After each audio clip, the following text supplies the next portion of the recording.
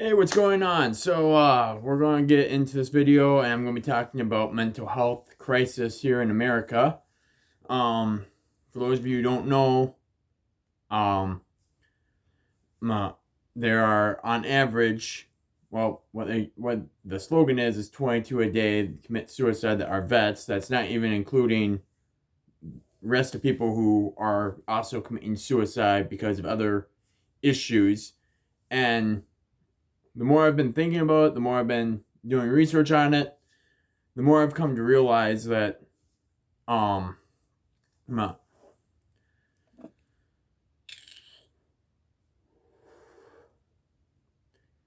it's an issue that we're not talking about enough because people are uncomfortable talking about it. People who have these thoughts or try to make a plan to do it, to take their own life, it's a thing of they don't know who they can come out to. And if they do know who they can come out to and they try coming out and try to make those cries for help, people just blow it off thinking like it's no big deal. And I'm guilty of it too. I've done it before. Um, where you kind of just sit there and you think that sorry, I just had uh,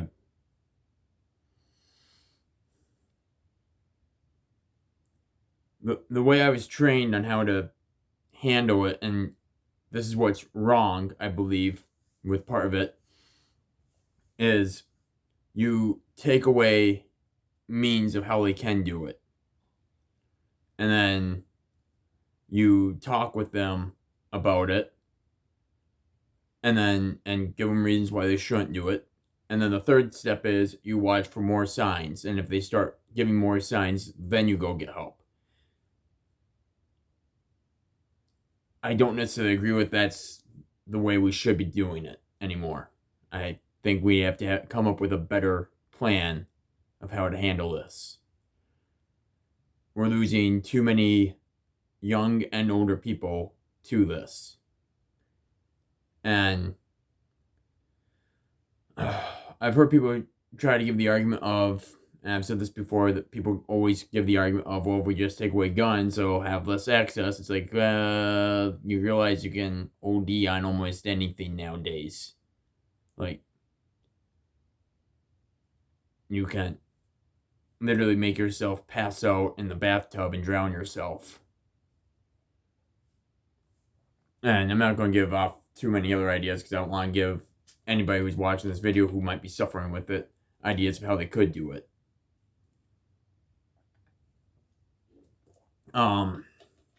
For those of you who have been watching this and have noticed that I used to be doing these videos with a beer or with a glass of whiskey or something, I have cut way back on my drinking.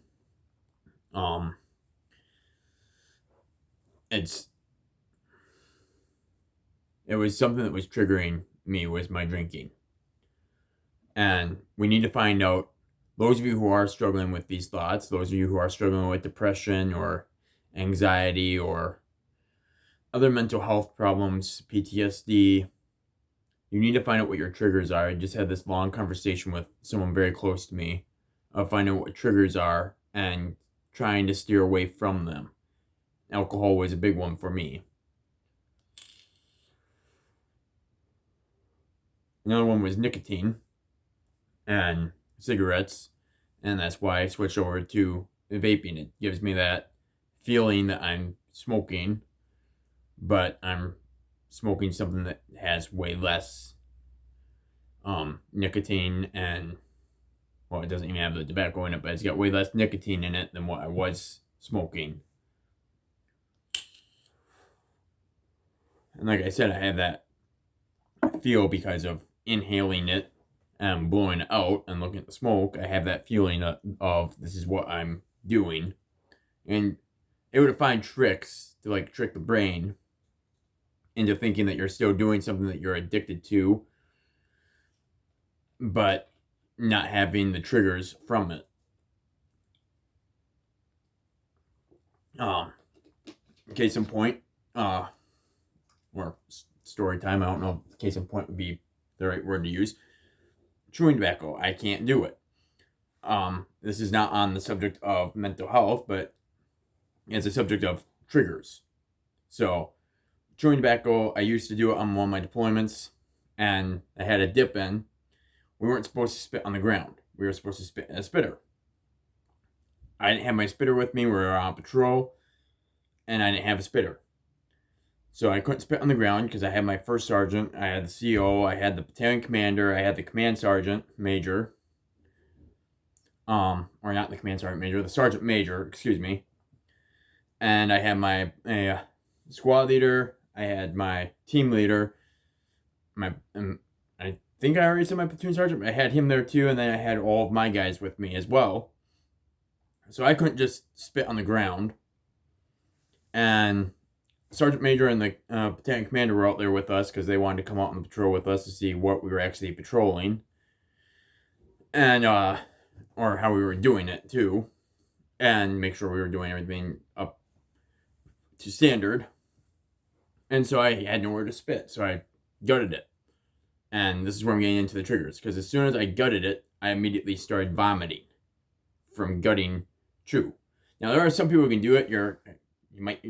People are going to be like, oh, well, I'm more manly than you because I can gut it. You just have a better tolerance for it than I did. Sorry, I gutted it and I just thought it was gross. I might have swallowed too much at one time because I actually think I swallowed the whole thing instead of just gutting a little bit of it. I immediately started throwing up. And after that, every time I've smelled it, this is where I'm getting into the triggers. Every time I smell it now, I get that gut reaction where I'm like, oh, I'm going to puke. Because it reminds me of when I swallowed it and the feeling I got from swallowing it and just the sickness I felt in my gut from swallowing that to now I can't even smell it and be like, oh, that actually smells pretty good. I smell it, I'm like, okay, my stomach's starting to churn and I need to get away from you. I'm sorry. And it's nothing against those guys. Like, some of my best friends still chew. And it's just when they pull it out, to put it in their lip, I just have to walk away from them. They put it in their lip and everything. I come back and we drive on. Continue our conversations, whatever. So it's not the smell of like them having it in their mouth. It's just the literal smell of like when they pull it out and put it in. Once they have it in, I'm fine. So before anyone's like, oh, you're just trying to judge people. No, that's not what I'm trying to do. I'm literally just saying this is why.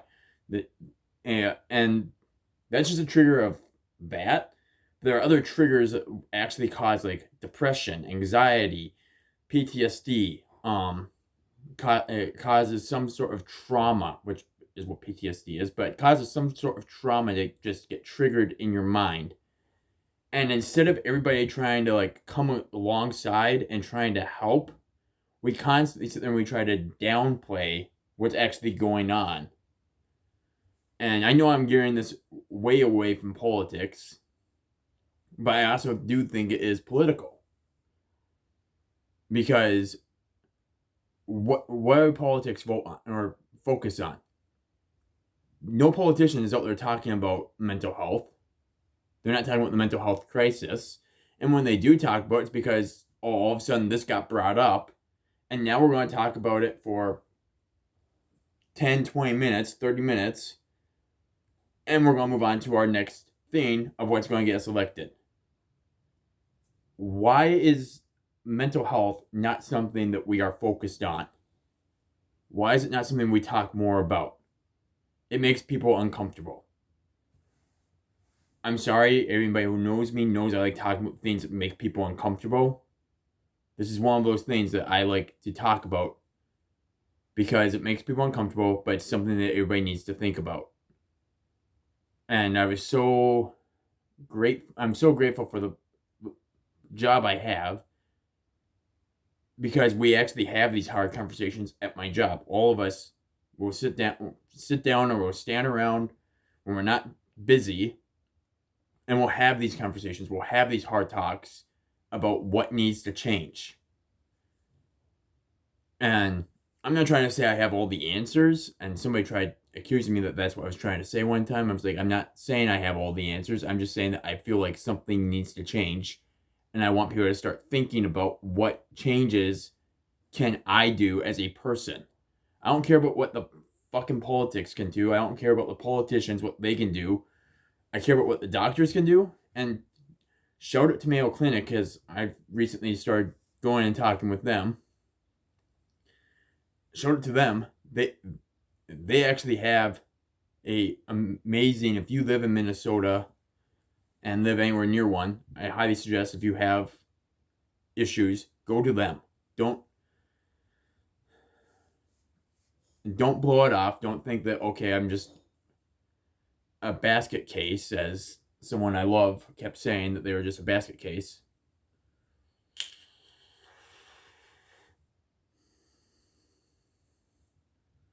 Like, don't sit there and think that about yourself. Go and actually have these conversations.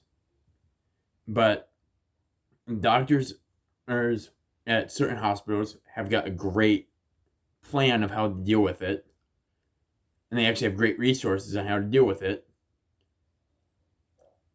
And if you're worried about people looking at you like you're broken, fuck them. You don't need them in your life. You don't need their negativity in your life. Look at them the way I have and just start saying, you can go to hell. Or Helheim, or whatever you believe in. Like, I literally told someone one day when I was talking about it, and they were trying to tell me it was all in my head, that if the Christian hell exists, go ahead and catch the next flight.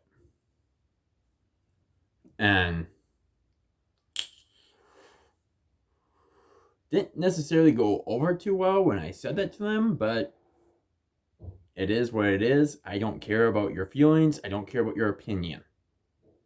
You probably don't care about my feelings, but I don't care about my opinion. Good for you. Don't care. I'm trying to get myself help. I'm trying to let my brothers and sisters know that there are resources out there that you can get help. But it doesn't just fall on the doctors. It falls on people in your life too. Like, when I started coming out talking about some of the issues I've been having,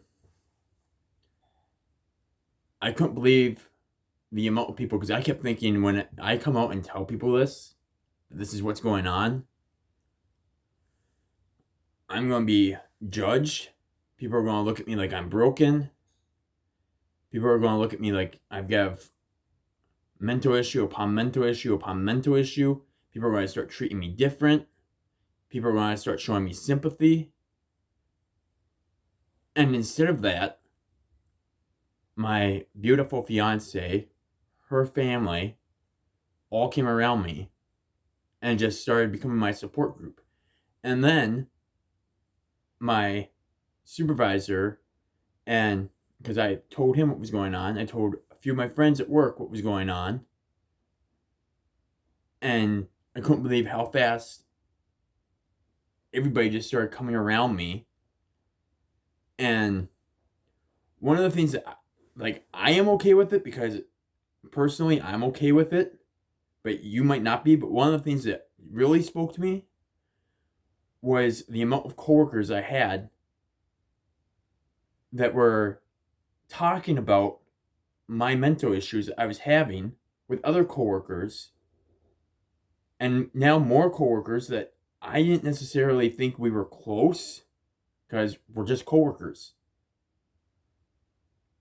I didn't think that, like, any of them are going to care. I couldn't believe the amount of them that came over to me and just kept saying, everything is going to be okay. You're going to be great. You're going to be fine. I am so appreciative that you went to go get help.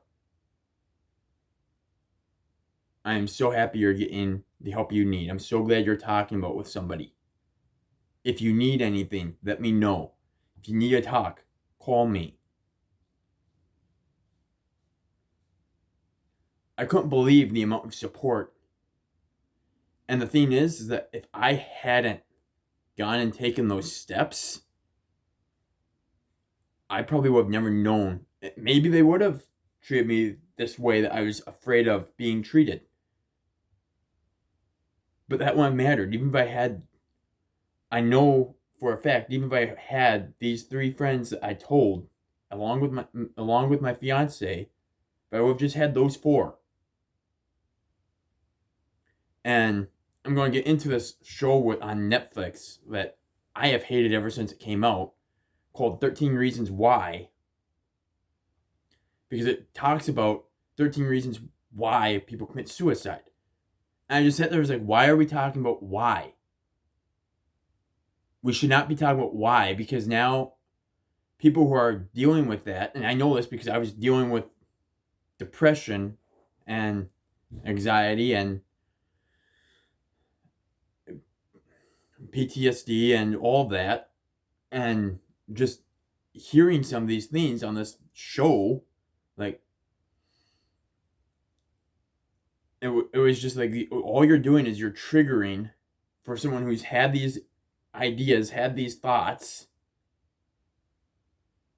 All you're doing is triggering them to be like, yeah, it would be better if I wasn't here. Why do we not have a show or a sit down talk, or sitcom, I guess is what that would be called, a channel or something, talk about 13 reasons why not? And if I had those 4 people right there, there's 4 reasons, just alone right there. If I would have had 4 people, and then I have, and maybe you don't have as many cats as I do. Some people think I'm crazy because I have 3 cats. And some people think I'm crazy because I say those are 3 things to live for. So there's 7 reasons right there for why I should live. Why I should keep fighting. Why I should not give up. Why I should not give into my head. And I am not saying that I'm having suicidal thoughts. Just throwing that out there because I know I have coworkers who are watching this who are probably just like, oh my God, like, do we need to tell someone? Like, where's our safety? Where, who do we need to go to? I'm not saying that. Just throwing that out there. I'm not saying that's what I'm having. I'm just saying these. I do believe that everyone who has depression, PTSD, or I shouldn't say everyone, but maybe the majority who has depression, PTSD, anxiety, memory problems, that's a mental health problem. Just so everyone knows, it's not a problem. It's a mental health issue. And I'm going to start calling them mental health issues because people, when they hear that, automatically think that what you're trying to say, and I'm going to break this down for you. When you're trying to say mental health issue, people are trying to say, oh, you're saying there's a problem with me. No, it's just like if you have diabetes, you have a health issue. If you have cancer, you have a health issue. If you have leukemia, you have a health issue. It's not saying something's wrong with you. It's just saying that, hey, you need help. You need people to come alongside you. You need support. But anyway, as I was saying, there was 7 right there. My job, and the fact that I wouldn't necessarily say I love my job, because, well, it's a job. You're not supposed to love it. There are days I love my job. There's days where I'm just like, I can't wait to get out of here. How can I get out of here? When is that clock going to tell me I can leave? Oh, wait, that's right. I can't leave till my work is actually done. Okay, when is everyone actually going to get done with their work so that I can leave? Because I'm done with mine, but I have to wait for other people to be done with theirs so that way, because of my job, I can finish what they had to do to finish my actual job. There are days where I have those kind of days. And there's also days where I'm just like, you know what? This job is great. I love the company I work for. And I love my coworkers. Not necessarily all of my coworkers, but I love the majority of them. We all have fun together. We pick on each other all day long when we're not busy. But continuing into it, hold on. Speaking of my beautiful fiance, she needs me to grab something. There you go. And something else. There you go. But it's a thing of, so there's 8 things right there. Another thing that I have to live for is future plans that I have. I don't want to just, and people have to think about that. One of the things that my mother-in-law, my loving mother-in-law, told me, or future mother-in-law, I should say, is have goals, set up goals, and then meet those goals. And the more I start thinking about those goals that I have to set up and think about, the more I was like, I can actually accomplish this. And maybe it'll take me 1 year, maybe it'll take me 10 years, but I can accomplish these goals. This is something I can do. And it brought me back to my basic training senior drill sergeant who said, set up 50-meter targets.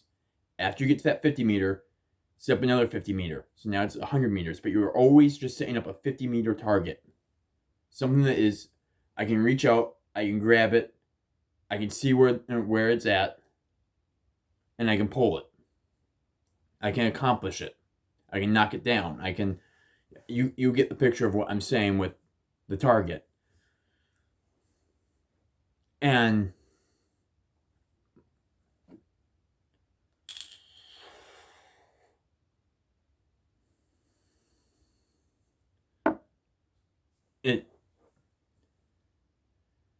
I just feel like we don't talk about it though.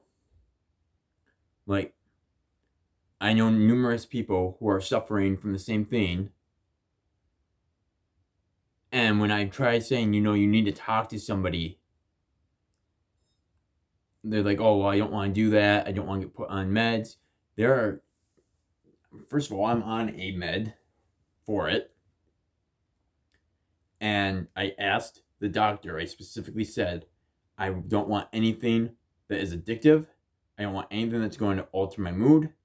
And I don't want anything that can damage me inside. By saying that, I already just told him, hey, good luck finding me a medication that I can take. And my doctor immediately sat back, goes, okay. He goes, these are your this is your criteria for what the med is. Here's what I've got for you. And told me what I needed to go on. And then told me the side effects, and none of it was addiction. None of it was as something that could severely harm me internally. And nothing that is going to drastically change me. Now, there's a side effect, as my coworkers and my loving fiance and her loving family have noticed.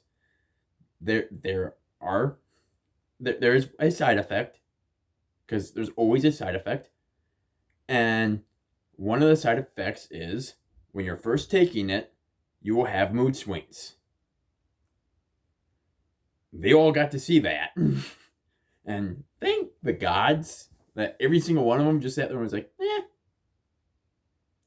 you're just riding it out right now. But,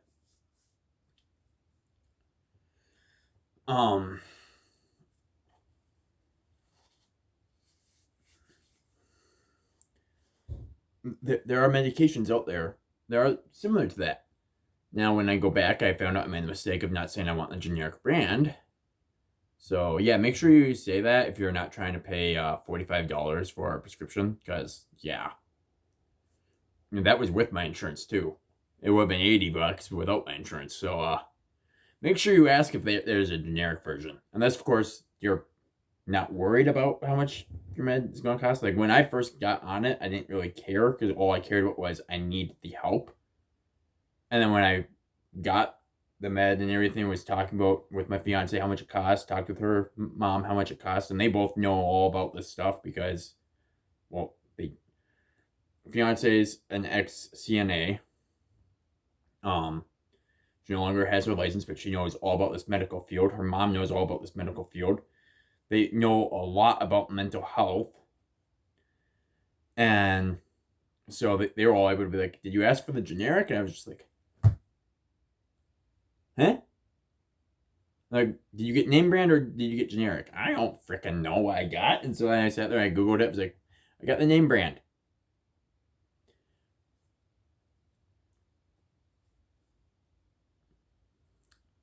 This is what happens, parents, by the way, if you're watching this and you're a parent and you have a kid and you're thinking about, should I take them to the hospital or should I not take them to the hospital? This is what happens when you don't take your kid to the hospital and you don't get to hear from the parents that, oh, hey, this is how I want to handle it. Because I was never taken to the doctor. The only time I was taken to the doctor, I was taken to the doctor 3 times. That was it. And one time was because I broke my wrist. Another time, and I didn't get put on anything for that other than my cast. Another time, I had my appendicitis.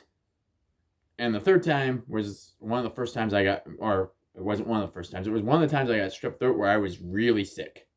Like 104 temperature, and that's why I was brought to the hospital.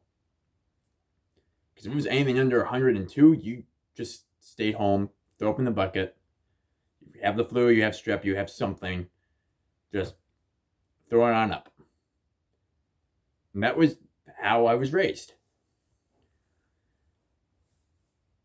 Do I necessarily think that my parents should have done more doctor-wise? For my other siblings, yes, because my other siblings had a lot more severe problems. But it was also a thing that they never talked about. When I remember one time when I tried talking to my parents about mental health problems, because somebody I was growing up with, I believed, had them. My dad, who was a pastor, told me it was just an attack from the devil, and that he just had to give it over to God, and everything would be okay. And I remember I kept trying to do that back before I got on my new path of being a pagan. Kept trying to do that where I would sit there and try giving it over to this supreme being up in the sky that I had never freaking seen, never heard his voice. And my dad telling me that if it was a thing of I couldn't give it over to him or he didn't take it away, it was A, he was trying to punish me for something I had done. That sounds like a real loving God. Yeah, I really want to believe in that God. B, didn't want to take it away because it was a trial. Real loving God. Yeah, I really want to believe in that God. Or C, it was because I didn't truly believe in him. Now, when you're 8 years old and you're being told that, and yes, I was 8 and understood that there were mental problems, and when you're 8 years old and you're told that third thing, you're constantly sitting there trying to go through this whole prayer that you were told to go through to get saved. And you're constantly repraying it and repraying it and repraying it because you're trying to get rid of your own trauma that's going on because of things that are happening in your house that your parents are doing to you. And you're just praying to this God that you, again, can't see, you can't hear. And for people who are going to come at me and be like, well, have you ever heard your gods or ever seen your gods? Actually, yes, I have. My gods have actually visited me. Never heard a single word from that God. I've sat there. I used to read through the Bible every year. I believed in that God up until, I think it was a year and a half ago was when I converted over to Norse paganism.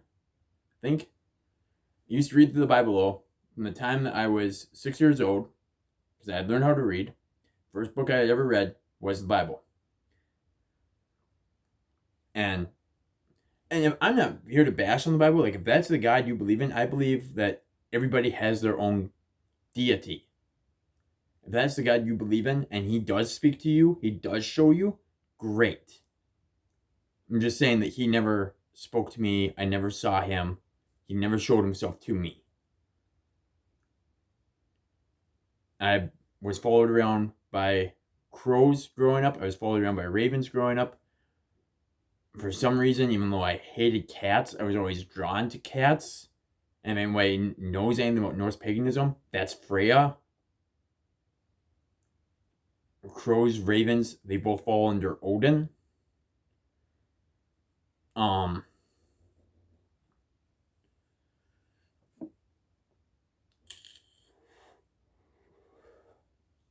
and so I'm able to look back at that and realize that I was being called by a different deity than what I was raised with.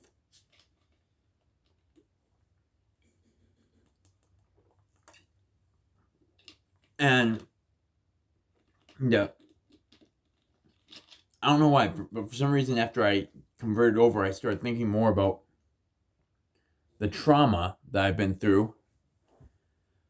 And from talks with my fiance's dad, and I'm going to throw this out. Not all my trauma is from the military. Just so everyone knows, I believe that childhood trauma is just as important. I believe any type of trauma, not just childhood, but any type of trauma is just as important and just as deadly, and just as it can be just as fatal as trauma from the military. I believe any trauma can be that way. And I remember too that I have vet friends, or had vet friends, who would sit there and just bash on people who took their own life or were on 12 different medications for a mental problem. And they just sit there and bash on them like, oh, well, they don't know what a mental health problem is. Go over here and do this, and then you'll have a mental problem. See how you handle that. And I just remember sitting there, and I was young and naive and being like, yeah, that's right. Yeah, absolutely. And now I look back at it, I'm like, everybody handles trauma differently. Like, there are some guys who are able to handle what happened, and they just like, shit happens. Like, for instance, I have an oldest brother actually, has no trauma from how he grew up. Doesn't care. Doesn't affect him. Why does it affect me differently than it affects him? Am I not as mentally strong as he is? What's the problem? What's wrong with me? What did I do? What am I not doing that he's doing? How is he able to deal with it better than I am? And I had to get away from that thought and just be like, no, don't worry about how he's able to handle it. Don't worry about why you're not able to. Worry about that this is happening to you. And how are you going to overcome it? What do you need to do to be able to cope? And that's all it comes down to, is you need to come up with a plan to cope with what happened. You have to come up with who is going to help. Because as much as I want to believe in myself and believe that I can do anything by myself, you have to have a support group. Who do you have in your corner that you can rely on? And some people have nobody, or it's not that they have nobody, but they feel like they have nobody. I'm going to tell you right now, that's BS. I believe that. But I had nobody who was going to be able to help me cope. I'm going to turn my camera this way. Ow. Yeah, I believe that I had nobody to help me cope. And I had to come to the conclusion that that was a load of crap. And figure out for myself what I had to do, who was going to help me through it, who was going to stand by me. And like I said before, if they're not going to stand by you, bye. I don't need your negativity. I don't need you. I don't care if it's a husband. I don't care if it's a wife. I don't care if it's a kid. I don't care. I know it's hard, especially if it's one of those. My ex-wife treated what I went through like it was nothing. And would actually make comments about how I didn't have that. You don't have trauma that you have to try to figure out. You don't have these problems. And it just added on to the mental abuse that I was doing to myself and that I had already endured.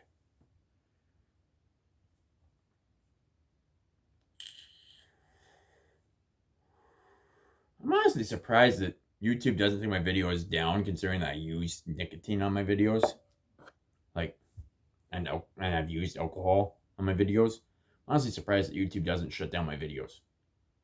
Anyway, that was just a thought that just popped into my mind right now. But back to like the find the 13 reasons. I already gave you 8. And sorry, I should have said write these down to think about.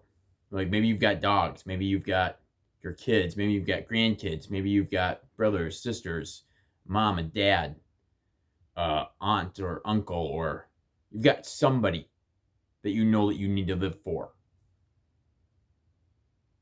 that you know cares about if you're here or not. The other things that I have to live for are my hobbies, things that I enjoy doing. And people might sit there and be like, oh, that's not a reason to live. Well, actually, it is. Like, I enjoy being out in nature. I enjoy looking at birds. I enjoy seeing deer.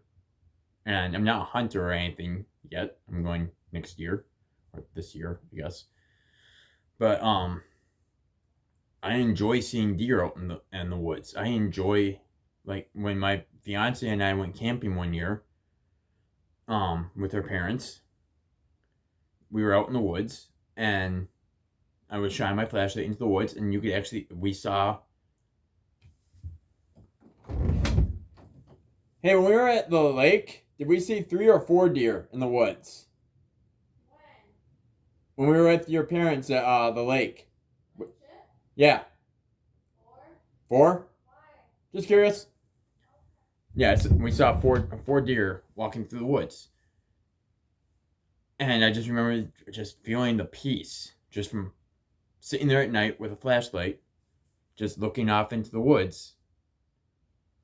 And I honestly tell people, and I know that like not everybody's into nature or everything, or that, but getting out into nature just helps you. Unless, of course, like you go out into nature and all of a sudden your face just breaks out because you're allergic to everything. I do know people like that, actually. Not necessarily to the point where their face breaks out, but they are allergic to everything in nature where their eyes get all poofy and everything. Them I wouldn't really recommend this to, but if you're not someone like that, I would definitely recommend like just go out at night into a wooded area that's not far from where you live, or is, that you know of, where you can go camping, and just sit there outside your tent, have a little fire, and just shine your flashlight into the woods and just see how many different animals you can see, and then try to make out what the animal is. Now, if you see a bear, yeah, I'm sorry, I shouldn't have given you that advice. That was bad. That was bad. Just hit myself in the head for you. Sorry. I don't even know what to do with a bear if I see one in the woods. Now you have a whole new list of problems. Maybe. Don't antagonize it. That's all I can really say is just don't antagonize it. Maybe I'll leave you alone. Maybe I'll see your light and think that you're a hunter and decide that you're threatening it, or maybe it's got its cubs with it. So be careful. Know what's around you. Like at this lake, we knew it was deer. We knew it was foxes. We knew it was raccoons. And what was the other thing? Skunks. Yeah, found that out after. Because I asked what kind of wildlife, and everybody just said deer, or foxes, rabbits.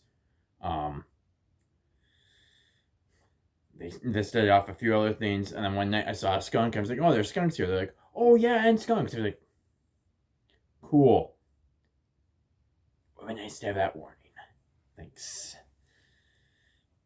But, so, your hobbies. That's number 9. If you enjoy hiking, like, I know that goes into the outdoors, but what I'm talking about with outdoors, when I say get into the outdoors, it's literally just finding a spot to sit and just breathe. When I say get into the outdoors, hiking is completely different than being into the outdoors. Like, I'm all about being into the outdoors. I'm also all about hiking. I'm all about going for walks. But my preference is literally just to go into the outdoors and just sit and just breathe and meditate.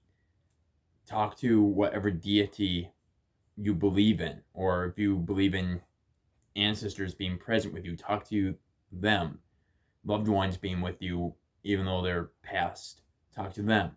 And yes, there's a big difference between ancestors and loved ones, because I wouldn't necessarily call my mom my ancestor, I'd call her my mom. Um, but, and that's another thing is ancestors. Maybe you've got them to live for. You want to make them proud.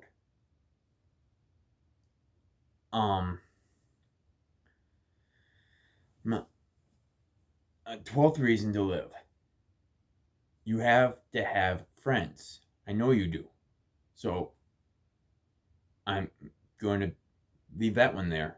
Just say friends. Because I already mentioned family and loved one. Like, I believe family and loved ones are two different things. My fiance is my loved one. Family is different to me than my fiance. Loved ones, when I mention loved ones, I'm talking about my fiance or our children that we don't have yet. But that's what I'm talking about when I say loved ones.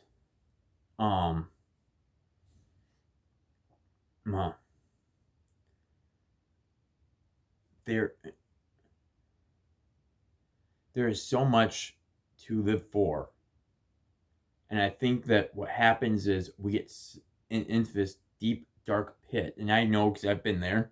We just get into this deep, dark pit where everything just seems like it's not worth it. And it just seems so dark. And that we're just so lost. And we don't know where to go. It's like we lose our way. And we just can't focus. And so here's my last one, my last point of what you have to live for. And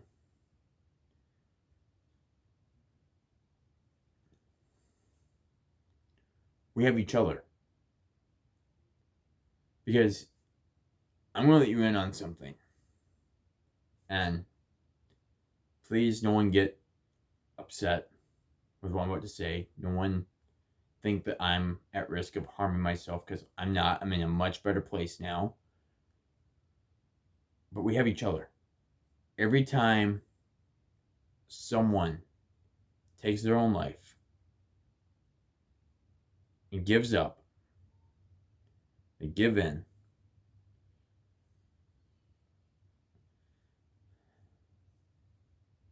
part of us dies too, and we get that much closer to losing our own hope.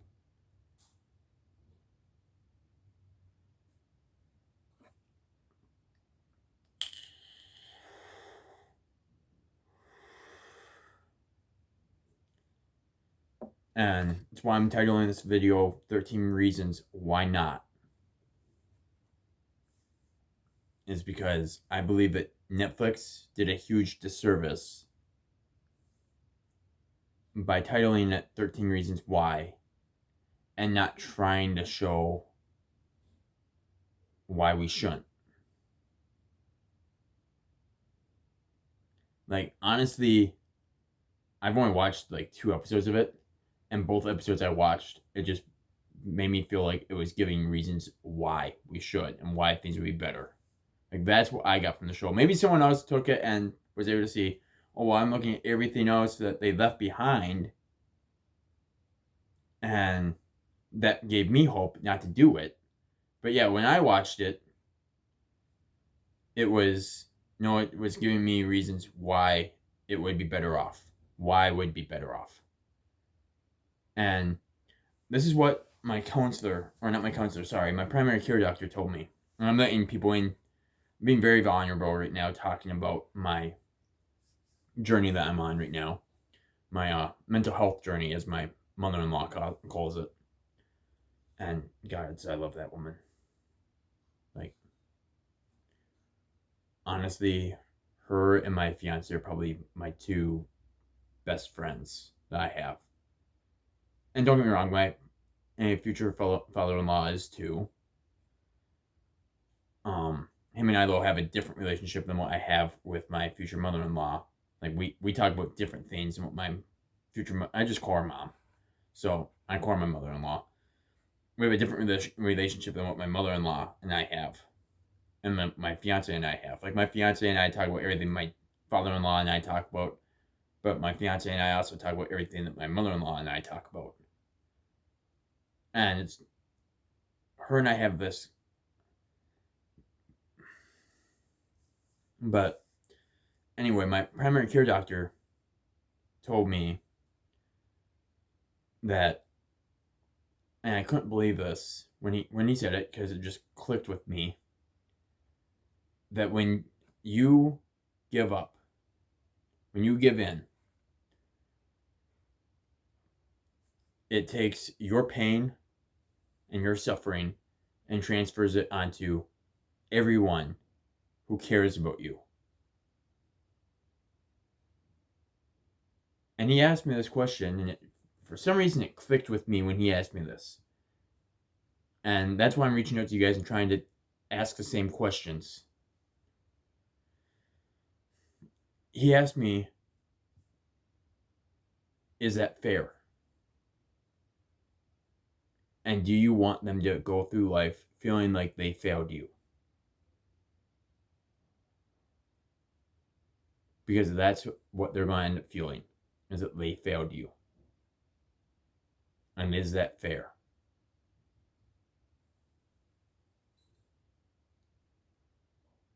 And for some reason that clicked with me. I was like, no. And again, when I met with him, I was not having suicidal tendencies or anything, but he had to say these things. He had to ask these questions because, well, that's his job. They have to ask you. And I know that's one of the things that turns off a lot of people. It's what turned me off for the longest time is I'm going to have to go talk to this guy. And the first question out of his mouth is going to be, have you ever thought about killing yourself? I already knew that was going to be one of his first questions. I was like, I really don't want to answer that question. Because first of all, that's not why I'm here. It's not because I'm suicidal. That's not it. I'm here because of something. I want help with the trauma, but not necessarily because of that reason. That was my reason for why I didn't want to go and why I just kept putting it off.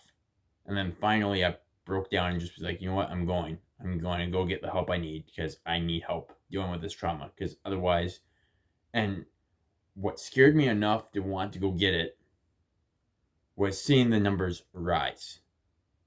Because like I said, I was on pages where I was constantly seeing stories of other vets taking their own life.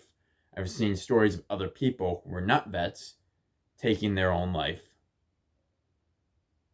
And it just started scaring me of, am I one day going to give up on my trauma and then get to this point? I don't want to get to that point and be so lost that now I don't even know where to go, and I don't want to get help because I'm just so lost. And that's why I'm trying so hard to tell you guys is, please don't get to that point. Please, if you have a type of trauma, find someone to talk to.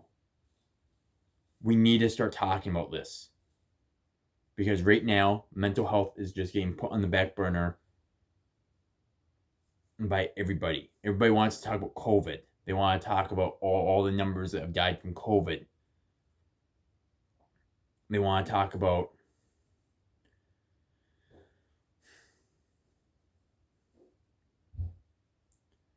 this, that, and the other thing. They want to talk about how many have died from malfunctions with firearms. They want to talk about how many have died in mass shootings. They want to talk about how many have died from police brutality. But we're not talking about one of the biggest issues that's happening. It's not just in America that this is happening either. It's all over. I think that Sweden still holds the number one for suicide. I think. Which is funny because, well, it's not funny, sorry. It's weird to me because they have free healthcare. And I don't live there, so I don't know what their mental health system is like. But I know what it's like here now. Or at least in Minnesota, I know what it's like. Down in rural Minnesota. Um,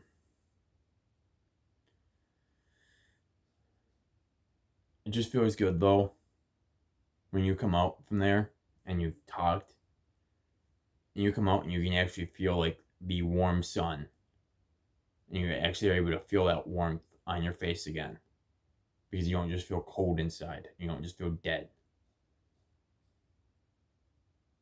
You don't just feel like you've been putting up so many walls. Because that's what I was doing. I was putting up so many walls where I wasn't letting people in. Like, I just recently started talking about my childhood trauma with my fiance and with my mother-in-law and with a couple of my close coworkers. I've just started talking about what I went through and the trauma that it caused.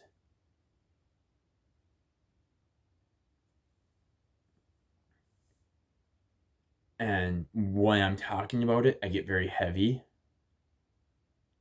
And there have been times where I've broken down. And I still don't know what's more embarrassing, the fact that I've had an episode in front of my future aunt and uncle, my mother-in-law, my father-in-law, and my fiance, or the fact that I broke down in front of 3 doctors when I was talking about it, or the fact that I broke down in front of my supervisor. Still don't know which one's more embarrassing, because all 3 of those were pretty dark moments. Well, not dark, but I don't know why they were just like embarrassing to me. I think it's because the whole thing I was raised with of, oh, men don't cry, men don't, and still cowboy, still believe that men are supposed to act a certain way, but I also believe that as men we can, and that's the other problem, and that's gonna be the last thought I'll leave you with, but I'll get to that. I still believe that men have to act a certain way because of how I was raised. Of men don't cry, men don't share their feelings, men don't share their problems. You just drive on. You bury it and just drive. And that's going to be my last thing I'm going to talk about is we need to get away from that. We need to make it more normal for a man to come out and say, hey, I am dying right now. And it's one of the things I love about my fiance. There's so much I love about that woman, but it's one of the things I love about her is she actually makes a point to ask me how I'm doing mentally. Like, I'll come home from work, she'll ask me how work was, I'll go into my stories about work. And maybe only once a week, maybe it's more than that. All depends on, she's never consistent about it, but it is at least one day a week, and it's been up to 5 days a week. She will ask me, how are you doing mentally with all this?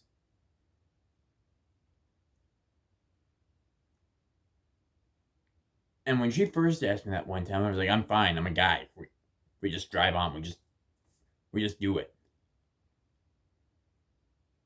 And she could tell that there were things I was not telling her. And instead of her coming out and saying that, or instead of her judging me for not telling her, or instead of pushing for me to tell her, she just sat there and was like, and she told me that she did this, that she would sit and be like, he'll tell me when he's ready to talk about it.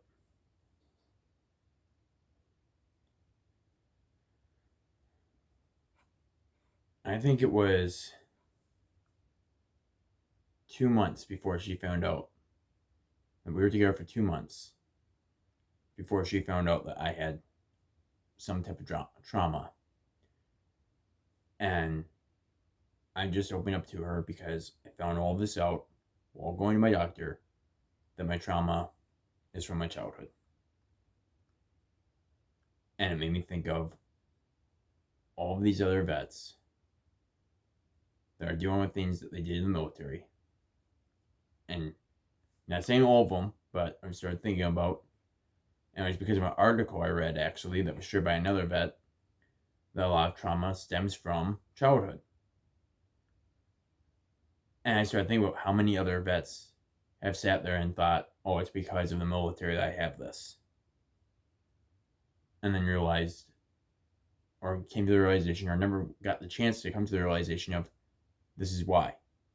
Because ever since I came to the realization of this is why I have this trauma, ever since I came to the conclusion of why I have it, where it's coming from, it has been so much easier for me to deal with it. Because I've been able to look at it and be like, it's not on me. And that was one of the things I really appreciated about one of the doctors. Because when I broke down and I started crying, this doctor, and I got looked at by 3 different doctors. One was because he was my primary care doctor. Another one was for skin, because I had some stuff going on with my skin. And the other one was for counseling. When I broke down in front of them, one of the doctors put his hand on my shoulder and told me, it's not your fault. And you're going to be okay.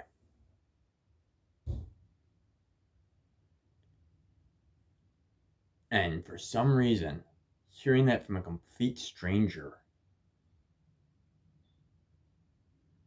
just made me feel light. Like, I literally came back to the car. My fiance was waiting for me. I took off my mask and everything because I had to wear the mask to go in there, which I still don't agree with, but it is what it is. Took off the mask, and my fiance looked over at me, and she goes, "You're smiling. That went really well." And I was like, "Oh, it went really good." And I told her, I was like, "That went a lot better than I expected it to."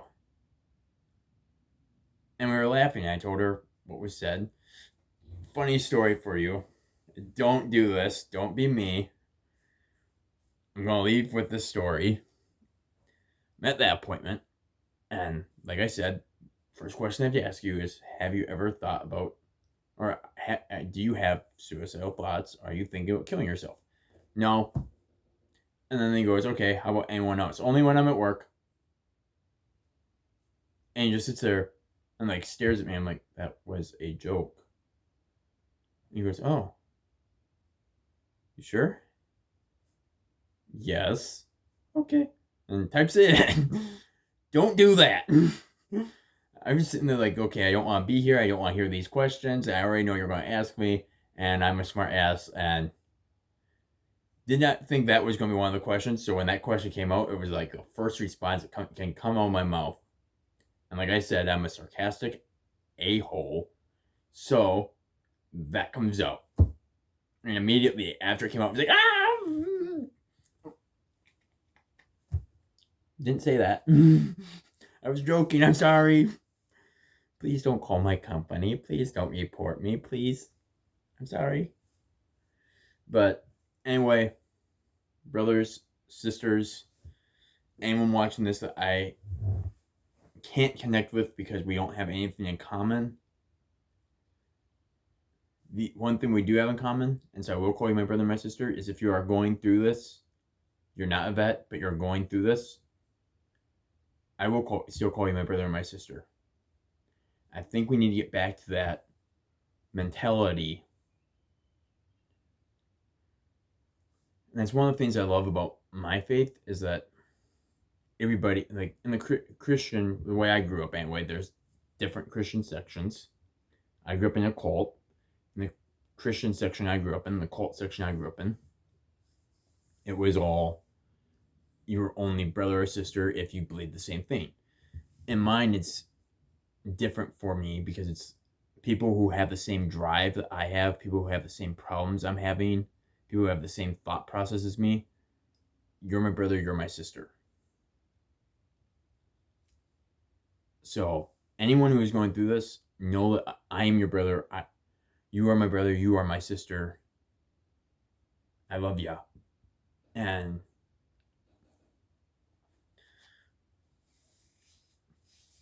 you're very important to me. Y'all are.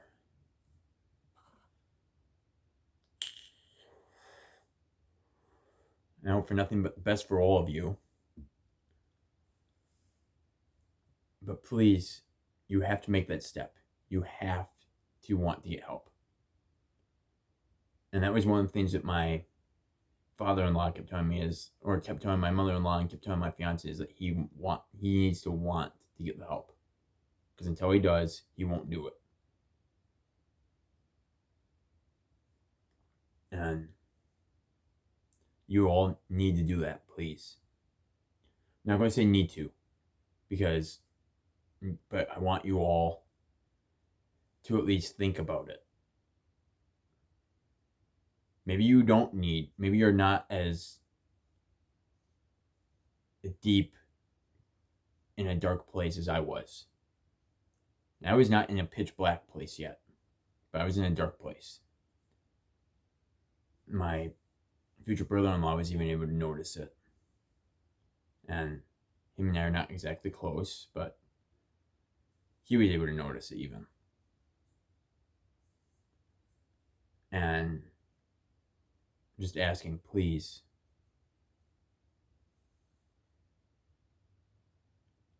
just think about it. And think about your 13 reasons. And do me a favor, write down your 13 reasons.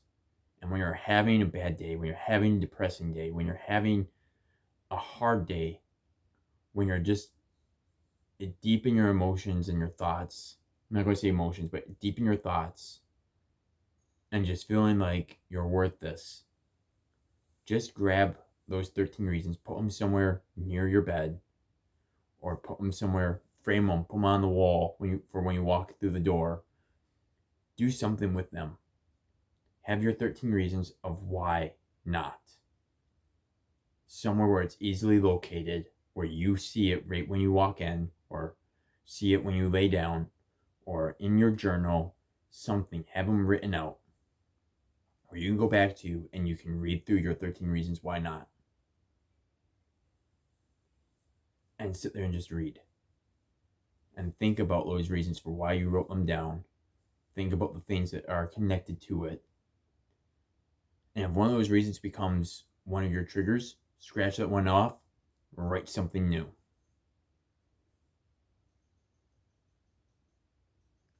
Just tear out that page, write down the other 12 that are still good, and write down the ones and write down a new one. If all 13 become triggers, toss them out. Write down 13 new reasons of why not.